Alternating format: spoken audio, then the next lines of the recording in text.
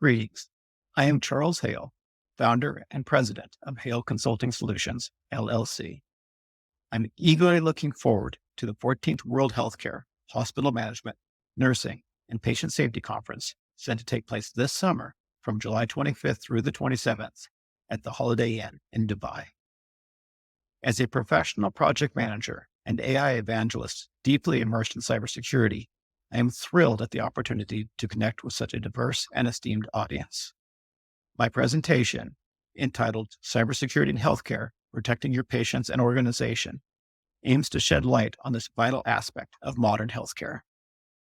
This summer, we'll be joining an incredible array of professionals, nurses, doctors, professors, students, and specialists in various disciplines of medicine and healthcare management from around the world.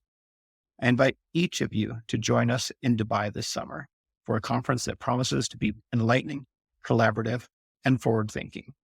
Let's come together to forge a path towards a future where healthcare is not only advanced and efficient, but also secure and resilient. I look forward to seeing you there and embarking on this exciting journey together.